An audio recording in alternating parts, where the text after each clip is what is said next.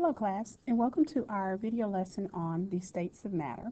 In this video lesson, we're going to talk heavily about the four states of matter, which are solid, liquid, gas, and plasma. More specifically, we're going to target our lesson looking at how the atoms are arranged at these different states of matter and also how they move. We're also going to talk at the latter part of this video lesson about the behavior of some of the gas particles. First, let's talk about states of matter in general.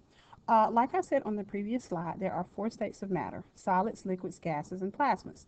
I'm pretty sure in your earlier grades you've probably heard of solids, liquids, and gases. The plasma state of matter may be one that's not that familiar to you, but we're going to talk about that one in a little bit later. The motion of particles and the strength of the attraction between those particles is what's going to determine a material's state of matter. So how they're moving and the strength that's between the particles is going to determine what that state of matter is going to be. And whenever you see the word particles written in our video lesson as we go through the slides, that is just referring to the atoms and the molecules that make up these different substances. Let's talk about the solid state first. The solid state is matter that has a definite shape and a definite volume. Solids tend to be very rigid and kind of hard to take out of their shape. The particles in a solid are typically going to be very packed together, which doesn't give them a lot of space to move around much, but they are still moving. They are what we would say vibrating in place. Liquid state. This is matter that has a definite volume, but it does not have a definite shape. Liquids are going to tend to take the shape of whatever container you put them in, but the volume or the amount of space that that liquid takes up is going to be definite. It's going to have a certain volume. The particles in the liquid are close together, but they still have enough energy and freedom to kind of move around. Gas state. Matter that has no definite shape or volume is what we would call particles at the gas state. Once again, particles at the gas state are also going to take the shape of whatever container you put them in. They will also have the volume of whatever container they're placed in. The particles in a gas are spread very far apart, and they can move at high speeds in all directions, bumping into each other and also into the sides of the container that they are in. The plasma state is the one that we may not be that familiar with, but let's talk a little bit about how this state of matter forms. First of all, the plasma state is simply a gas at a very, very high temperature. And this gas is heated to such a high temperature that the electrons can escape from the atoms. We talked about the parts of the atoms in a previous video lesson. So whenever the electrons get ripped away from that atom, that is how the plasma state is formed.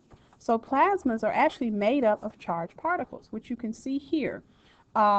These atoms, the electrons of those atoms have been taken off, so that leaves you with a positive nucleus, and then you've got these negatively charged particles, the electrons, so they kind of freely move around. It's particles, they're free electrons at the plasma state, and they're charged particles.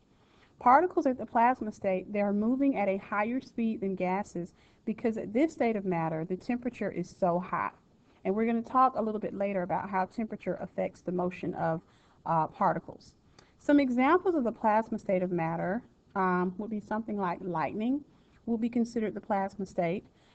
Neon signs would be considered the plasma state. And actually there's a gas that they put through a tube that allows signs to have that glowing effect. And so that's where the plasma state would come in. Stars would also be considered the plasma state of matter. Now that we've talked about the solids, liquids, gases, and plasma, let's talk more specifically about gases, because that's part of what we want to be able to learn, is how the gases behave. Gases, like we said in a previous slide, they are particles that are spread far apart and they move around at very high speeds. The particles tend to have little or no attraction between them, which is why because they're so far apart is why the attraction is so small between them. Now the behavior of gases is going to depend on four factors that we're going to talk about on the next few slides.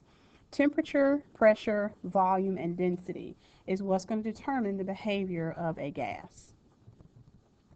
Let's talk about pressure and volume first, okay? Gases will always exert pressure on their containers, and it's just kind of like pressure is like a force, and a lot of times it's a force that's pushing on something. Okay, so for example, helium atoms inside a balloon will move and bump into each other and the walls of the balloon. If too many of these gas molecules are in the balloon, the total pressure they exert can cause the balloon to break. So that is kind of what we can see here in our picture. And the reason why it would break is because the total pressure exerted by those particles, it's just too much, okay? And it will cause those particles to break or burst the balloon. Now, a gas under pressure will escape its container if possible. So, for example, if you open the end of a balloon, the gas is going to rush out of the balloon. Gases in pressurized containers such as propane tanks or helium tanks can be very, very dangerous because they are under so much pressure. Um, to kind of summarize the relationship between pressure and volume, let's look at this final bullet point on the slide. For a gas at a constant temperature, as the volume of the gas decreases, the pressure is going to increase. And as the volume of a gas increases, pressure will decrease. Let's look at that in this picture. In this one, we are increasing the amount of volume by moving this piston. This is a piston on top of a container, and you can move it up and down. So if I move the piston up, it's going to allow there to be more volume in my container. And the volume is just, remember, it's the amount of space that the gas is taking up. Well, if I increase my volume, then the pressure is going to decrease. That means that those particles are not pushing so much on the sides of the container. Versus if I decrease the volume, now I'm increasing my pressure, which is now going to cause those particles to push more on the sides of the balloon. So as the volume decreases, pressure will increase, and as the volume increases, the pressure is going to decrease. This would be a really good picture to draw with your set of notes here because it's a great illustration put into it's your the words that you wrote down are put into a picture. So this would be a really good illustration to draw in your notes. Let's talk about pressure and temperature. Okay, now recall temperature is just a measure of the energy of the particles of a substance. So when you measure the temperature of something, you're measuring how much energy they have. So as the particles are moving around faster, meaning they have more energy, that means your substance temperature is going to increase. Particles will bump into each other and the sides of the container more often, which increases the pressure. When volume is constant, the pressure of a gas increases as temperature increases. So these two variables or these two factors, they have what we would call a direct relationship with each other. Whatever, if one is increasing, the other one will also increase, and then vice versa. So as the pressure of a gas increases, the temperature is also going to increase. And we can see that here in this picture. You are heating up this gas inside this container, and this chart is showing us that as you increase the temperature here, the pressure of that gas is going to increase, which means they're moving around more and they're going to bump and push more onto the sides of the container. Temperature and volume. When the amount of gas and pressure are constant, the volume of a gas increases as its temperature increases. Likewise, as volume decreases, temperature decreases. So these two variables also have what we would call a direct relationship. Let's look at two pictures here. You can see a balloon that's inside a container in both of these pictures.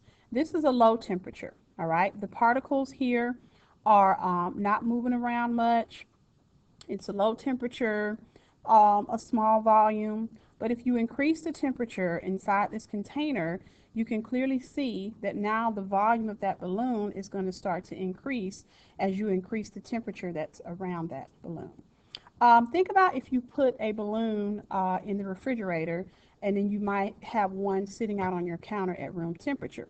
If you went back a few minutes later and checked the one in the freezer, you may notice that the volume of that balloon has decreased because you've decreased the temperature that's around that balloon versus the one that you may have left out on the kitchen counter.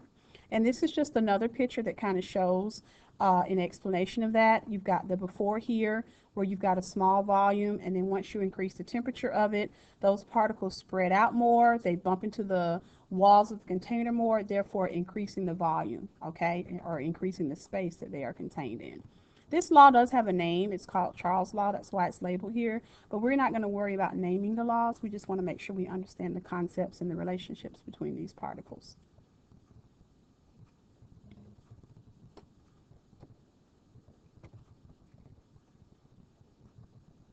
All right, density. This is our last factor that we want to talk about pertaining to gases. Density is the amount of mass in a certain volume or amount of space. Volume, remember, is the amount of space. So when you're talking about the amount of mass that you have contained in a volume, a certain volume, that is what you would call the density. Now for gases, the density is going to vary with the number of gas molecules in a constant volume. Okay, so the more you can think about, if you have a constant volume, the density of that gas is going to be determined by the number of gas molecules that are in that volume. Most times we'll compare the density of gases to the density of air. We would say, does an object float in air or sink in air? Well, if it's floating in air, then we would say that it's less dense than the air. Versus if it sinks in the air, then it's going to be more dense than that air. So let's think about this question. Why do helium balloons float, but balloons filled with air will sink? Well, the helium balloon floats on the air and is less dense than the air. So that explains why it's going to float. The air-filled balloon is going to sink because the weight of the rubber balloon makes it a little slightly heavier, thus more dense. Therefore, it's not going to float like the helium balloon does. So this one's going to be what we would say it's less dense versus the one that's just filled with air. That concludes our lesson on states of matter. Please make sure that you have recorded information about all the different states of matter, including a picture, and that you have also included information about all of the different factors that affect the behavior of gases.